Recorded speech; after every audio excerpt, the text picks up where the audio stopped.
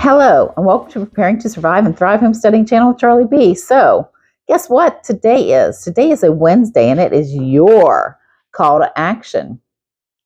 So, today is May the 2nd. No, today is May the 3rd. This video is from, I think it's the 26th to May the 2nd. It's a Wednesday through a Tuesday. So, tell me, what have you been doing the last week to make yourself more sustainable for the future? Are you saving money? Yeah, I failed on that miserable thing. Too many dinners with family, so I failed that one. But that's all right. I am working to achieve other goals. Okay, such as getting my plants ready for the garden. Have you started anything in the garden? Are you buying your plants this year? Did you find a good reputable place to buy them? Are you planning on saving seeds from plants that you're buying off of other people? If so, remember to get heirloom seeds so you can actually save the seeds and use them next year to start them yourself.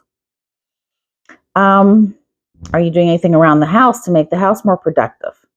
Are you maybe tilling up a garden area from your grassy area? Are you planting trees in that area instead? So just some thoughts because spring is here. Are you getting yourself organized? Because spring's a good time to get organized too. Actually, it feels more like a very kind of late winter today or early winter, considering I'm still in flannel in May. Yes, so we're getting our early April weather here and early May weather. But, okay, so that's your call to action. So let's just discuss some other things. We had some plans to fix some electrical stuff and change some things around on our solar so we could have different lighting in different areas instead of everything just landing in one room pretty much on our solar battery. Well, that got pushed out of the way because I came into the kitchen and realized that one of my cabinets was actually pulling off the wall, and we're talking by at least an inch. So we had to kind of stop pretty much everything we're doing and unload that cabinet because that was where all my glassware is, my plates and bowls. And yeah, it's a very heavy cabinet.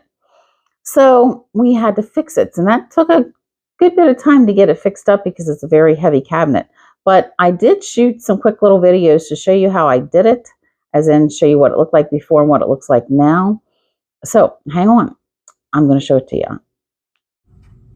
Okay, for the cabinet fix, this is what is usually on the cabinets, or at least the ones that we bought. Now, these cabinets were not new. We bought them off of a OfferUp site for like $500, did our kitchen, and plus had extra.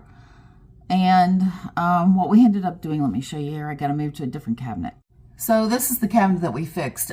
We removed the plastic piece because it was already broken. I wish I could have showed it to you, but I didn't think to film it. We put one there because this holds my glassware. We put another one there, and we actually ran out and ended up doing just two small ones, double them back to back. And that's how we ended up fixing our cabinets. Since we know that these plastic ones will probably be breaking, I went ahead and added more of these guys to my stores and picked up, instead of one or two, picked up like 5 or 6. And I already know I have another cabinet that's already getting a little iffy, so we're going to fix that one hopefully in the next day or two.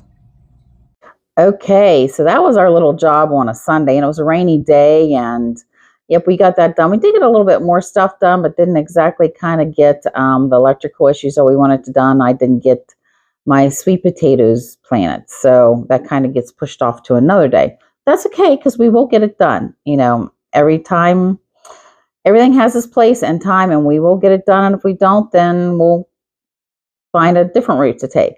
Okay, so I am going to film a video of trying this kind of like experiment on the sweet potatoes. I've never been able to start them before, but I'm going to try this year, and I will actually be doing that video probably in the near future. So hang on. Now I'm going to take a drink while I start talking about something else. So I'm very much into upcycling, and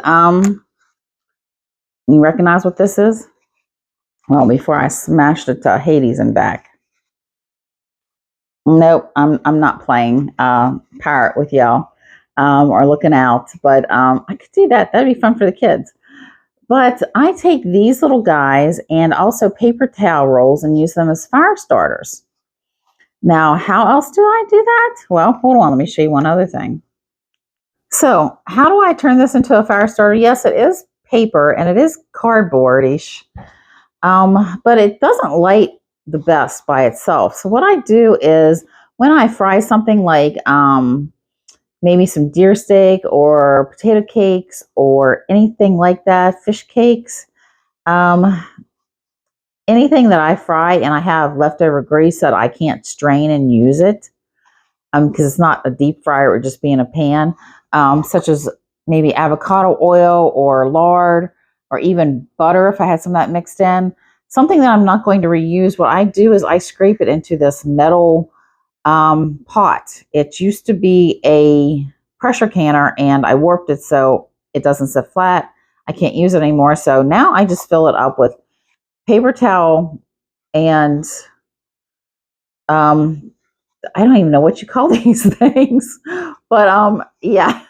So the things that are inside the paper towels and the toilet paper. So, but what I do is I just throw these as I collect them throughout the year into this big pressure canner that's no longer in use and is not usable other than for something like that. So I'm upcycling them both. And every time I have oil that I've cooked with that I don't really need anymore, that I can't use anymore, I scrape it out and pour it over these little guys. Now I do this also with paper towel holders. And once they soak in the oil, this is what they look like. Now you can literally carry something like this in a tin or a Ziploc baggie and take it in your bug out bag or your get home bag and just rip off little pieces along with some kindling and kind of put in there and it will start. It starts amazing with one match because I do it every time I run my antique wood cook stove. This is how I light it. Okay, so that's my little upcycle trip or trick for this week. And I was thinking, yeah, this would even be good to take camping, one of these. And as long as it's protected and it's not going to get all over your clothes or anything like that, try it. I really think you will like it. And it's a good trick to have. And also, and I wish I had Doritos or something with me, corn chips are great fire starters. Hey, you know what? Hang on. Let me see if I can find an old corn chip. I used to have some. Give me a minute. I'll be right back. This could be interesting. Okay, so I got my corn chip. I'm hoping to get this match to light. It's an old box. Hopefully it will light. The match, that is. Oh, lit first time. Now, this is all you do. Now, this corn chip is actually from a Mexican restaurant. And that's how easily it lights with just one match. Okay, you can stick this in with some kindling. And I know you're going to think, what? She's burning corn chips. Yes. But it's full of oil. So are Doritos. I usually, if I do Doritos, it's from an old bag. And hopefully it's something like a Cool Ranch and not a cheese. So there's not a whole bunch of dusty stuff all over it. But I did put it in a bowl so it didn't catch on fire. But there's a quick couple little fire starters that you can literally take camping this year if you're going to try some outdoor activities or to just roast hot dogs over. Something fun to show your kids, your grandkids, or to your subscribers, which I do appreciate my subscribers. So, okay, so there's just a little thoughts of upcycling, especially if you have old chips laying around. End up like this. Take care of your grease and put them in a pan, bowl, anything that won't end up turning itself into a greasy mess. Like if you did this in a paper plate, the paper plate would also absorb it. And which also brings me to, if you have old paper plates laying around that doesn't have a lot of food on them, you could just throw them in there, shred them up a little bit, and poof, you'll have more fire starters.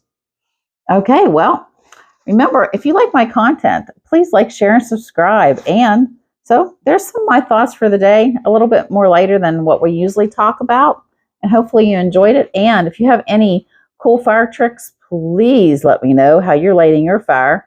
But these are some things that I do. And my people thought I was a little crazy, but crazy is as crazy does. And sometimes crazy is the best way to be, right? At least we're happy. So, all right. Well, remember, like, share, and subscribe. Charlie B signing out, and I'll be seeing you soon.